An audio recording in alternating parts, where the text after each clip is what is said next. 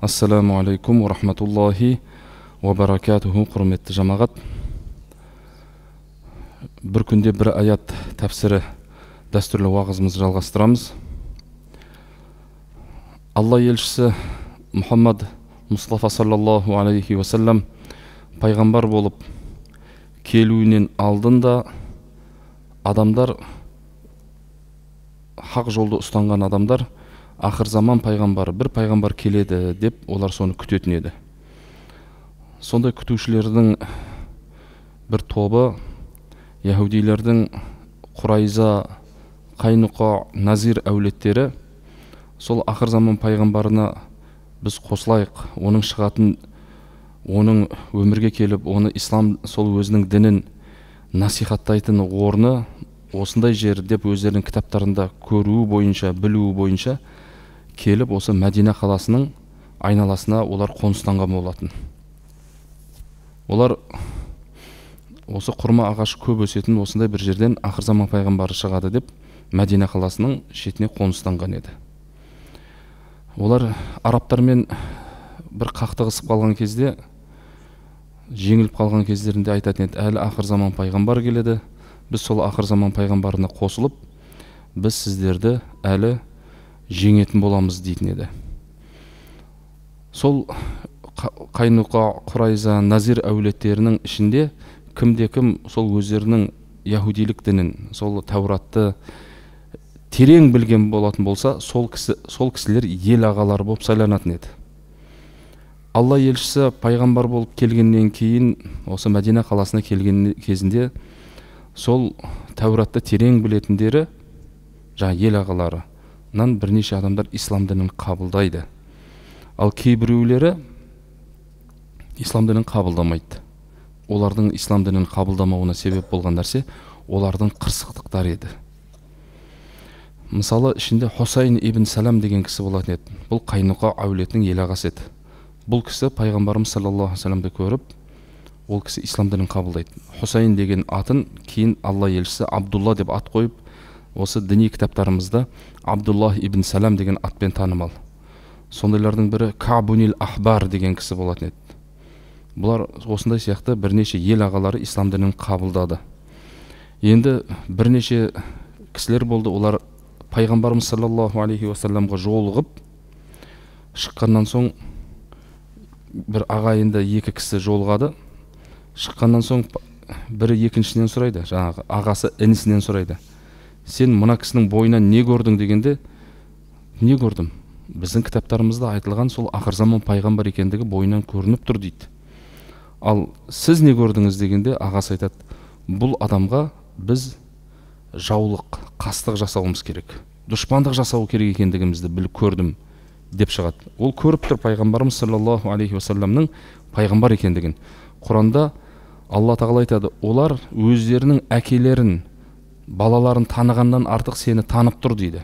Бірақ сол қырсықтықтары олардың осы ислам дінін қабылдамауына себеп болады.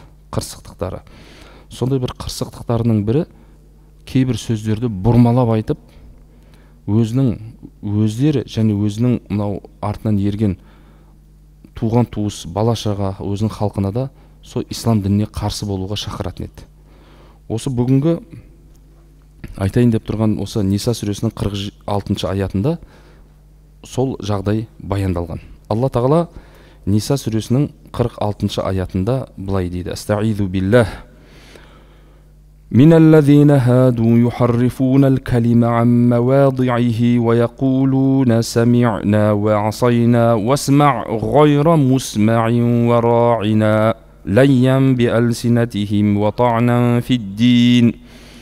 ولو أنهم قالوا سمعنا وأطعنا واسمع وانظرنا لكان خيرا لهم وأقوم ولكن لعنهم الله بكفرهم فلا يؤمنون إلا قليلا. صدق الله العظيم.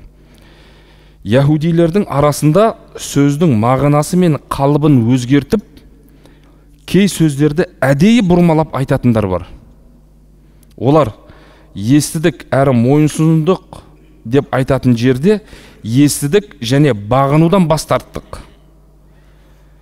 Бізге құлақ асыңыз деп айтқан сияқтанып, бізді тыңда, сөз тыңдамағыр, және бізге де көңіл бөлесің бе, немесе әй біздің бақташы, бізге бас көз бол деген мағынаны да білдіретін екі ұшты сөзді қолданып, іштерінен екінші мағынаны меңзеп рәғина деп айтатын еді. Олар бұл сөздерді дінге тіл тигізіп, мазақтау пиғылымен әдейі бұрмалап айтады. Егер олар керісінше естідік әрі мойынсұндық, бізге құлақ асыңыз және бізге де көңіл бөлесіз бе деп айтса, өздері үшін әлде қайда жақсы һәм дұрыс болар еді. Алайда күпірлікте қасарысқандықтан Алла оларды рақымынан аластап лағнеттеді. Сондықтан олардың аз ғана бөлігін қоспағанда басым көпшілігі иман келтірмейді, немесе тиіп қашты түрде ғана иман келтіреді дейді. Алла тағала бұйырған бұйрықтарды олар бұрмалап айтатын еді. Естідік әрі мойынсұндық деп айтудың орнына естідік және бағынудан бас тарттық деп бұрмалайтын еді. Бұл енді араб тіліндегі кейбір сөздер бар, кішкене бір әріптерін өзгертсеңіз осындай басқа мағына беріп қалады. Міне осындай сөздерді қолданып,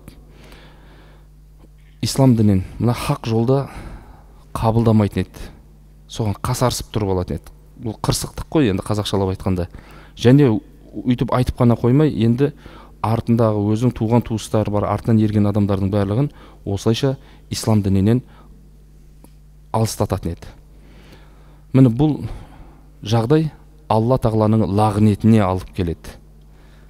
Сондықтан ислам шариғатында бұйырылған бұйрықтар, яғни Алланың бұйырған бұйрықтарының барлығын бірден естідік және амал еттік деп, оған мойынсұнып амал етуге дайын тұруымыз керек екен, құрметті жамағат. Мына мешіттерімізде осы айтылып жатқан уағыздардың барлығы, жаңағы тыңдап отырсаңыздар, Құран аяттарынан дәлел айтылады, пайғамбар саллаллаху алейхи уассаламның хадистерінен дәлел айтылады. Міне соларды тыңдап, оны мазақ қылуға, не болмаса бұрмалап айтуға болмайды. Соны ұқтық па, соны амалға асыруымыз керек. Жақсы. Және кейбір сөздерді дұрыс түсінбей қалмауымыз үшін ол сөздер туралы ғалымдарымыз қандай дұрыстап түсіндіріп берген. Міне солардың барлығына дұрыстап назар салсақ, түпкі сыры, түпкі мағыналары, астарлы мағыналардың барлығы осылай ашылатын еді де, біздің де амал етуімізге оңай болатын еді. Сондықтан Алла тағала баршамызды Алланың бұйрығын қалт жібермей дұрыстап орындаумызды Алла тағала баршамызға нәсіп етсін. Ва ахиру дa'вана анил хамдулиллахи раббил алемин. Аллаху акбар.